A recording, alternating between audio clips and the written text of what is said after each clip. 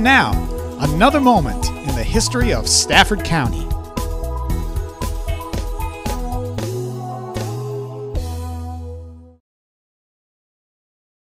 When we think of George Washington, this is what usually comes to mind. You know, revolutionary leader, father of our country, statesman. And yet, we all know that George Washington wasn't born in a saddle atop his trusted steeds Nelson and Blueskin with a shiny saber rattling at his side. His beginning was a bit more humble than that, as were the things he did as a child. George Washington was born on February 11th, 1731 on Pope's Creek Estate near what is today Colonial Beach in Westmoreland County. But everybody knows he spent his boyhood right here in Stafford County at Ferry Farm. Well, my father brought us here. At one point we were living at another property of the family, which is in Huntington Creek, which everyone knows now is Mount Vernon. We lived there briefly. And then about the time I was 6 years old, my father decided to locate the family back here to this farm, where I remained pretty much the rest of my formidable years growing up here.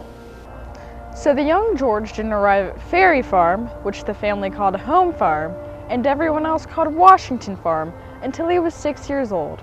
But here's where he remained until his early 20s. George wasn't sentimental about his boyhood home, despite having spent over 15 years here. I mean, this was, in large, the King's Highway at the time, so lots of traffic north and south. Visitors, coaches, tradesmen came through here. And also, if you're on the banks of one of the busiest harbors during the colonial period, which is Fredericksburg, lots of trade went on here. Of course, we know that George would later take to surveying as his vocation of choice and would spend his early 20s practicing it, but we'll come back to that. An interesting question is, what did George do between arriving at Home Farm in 1738 and leaving nearly 15 years later as a young man? Surely, young people in colonial Virginia didn't spend their time being just little adults. In her book, Colonial Virginians at Play, Jane Carson tells us that amusement among these early Virginians was usually associated with the outdoors, while indoors, pastimes were simple and social. Plus the outlying fields, you know, there's lots of game in the forest, so we made our own entertainment here on the farm when the chores were done, and there was a good many chores to be done here on the farm. Except for horse racing and cockfighting, there were no organized sports in which the young George Washington could take an interest. But that doesn't mean that George took no part in the outdoors. Well, I can only speak from my own childhood, but certainly growing up here on the riverbanks of the Rappahannock provided much entertainment as well as leisure. Me and my brothers and some of the other neighborhood boys would often gather along the banks where we would swim, skip rocks. There used to be abundance of grapevines that grew up and down the banks of the Rappahannock, so one can imagine how much fun those were. The fields nearby, of course, offered opportunities to hunt, lots of fishing, so there was lots of outdoor amusement to keep us entertained when we weren't doing our chores, mind you, which there was a good abundance of those as well. Unlike the young men of today, many of the activities George and his friends did as pastimes were practical preparation for adult life. Actually, fencing I did take on when I became a young adjutant. I felt it was part of the becoming an officer. So it's clear enough that young men in colonial Virginia spent time developing the skills they'd need to be frontier men later. But what did they do for fun?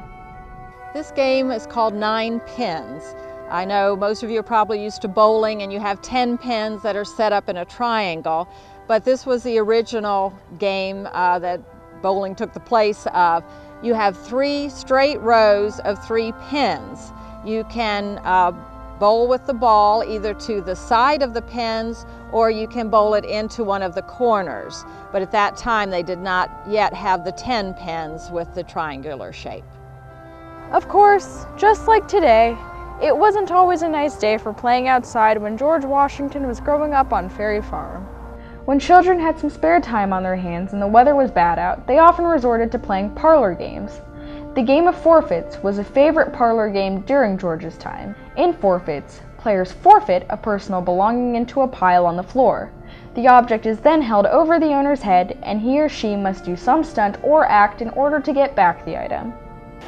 Those games were a lot of fun, you know. You take someone's personal belongings, perhaps, and then you would have them, it's like a guessing game.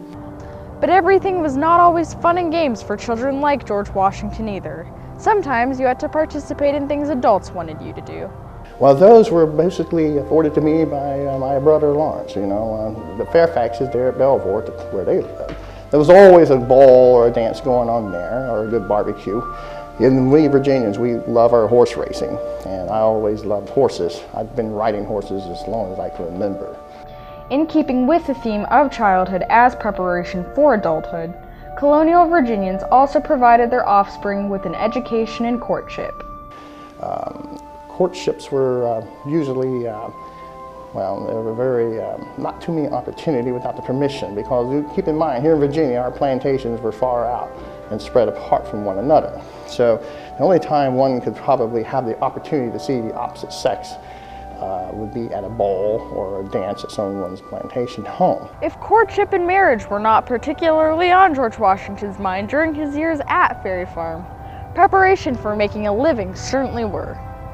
Perhaps at my time, the formal education for someone here in my situation was not as good as someone raised on a plantation. I was kind of deprived of going to England to school like my brothers Lawrence and Austin after my father passed. So my education was very limited. There was a school here in town for the boys and girls that my mother seen to it that my sister and I went, and my brother Jack. But it was only for a few years.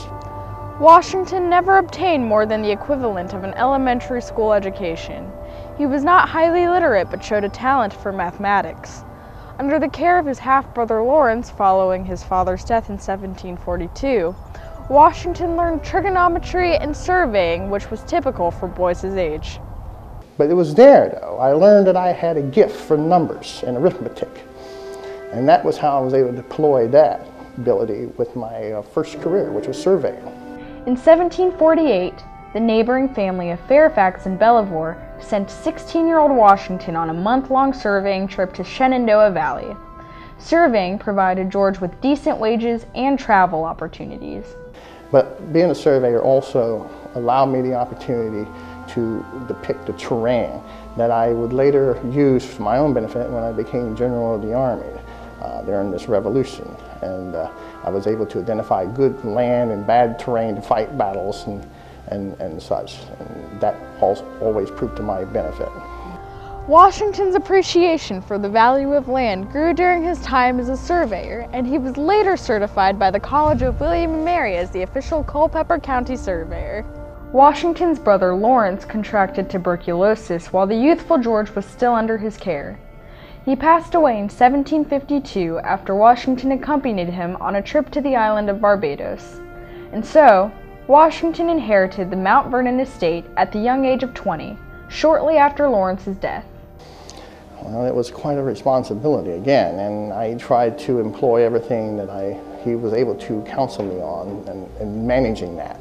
It was, at first it was very overwhelming, as one can imagine, and I tried though to just to exercise every discipline he ever taught me. And my mother and my father also were good managers. Perhaps it may be some genetic there. Prior to his death, Lawrence commanded a local militia in the area near Ferry Farm. Washington was influenced by his brother's time in the military and convinced the government to award him the same post despite having no prior military training. My experience was lied with my surveying.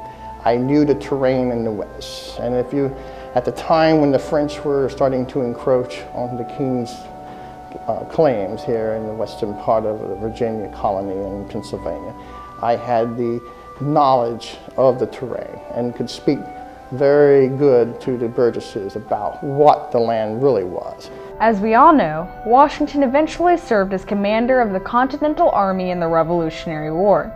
He was also elected the first United States president in 1789 and is considered among the nation's founding fathers. But it all began here, at Ferry Farm in Stafford County, where a young boy came in the wake of his father's untimely death to receive his education in a way fairly typical of other young colonials. And there you have it, in a Stafford Minute.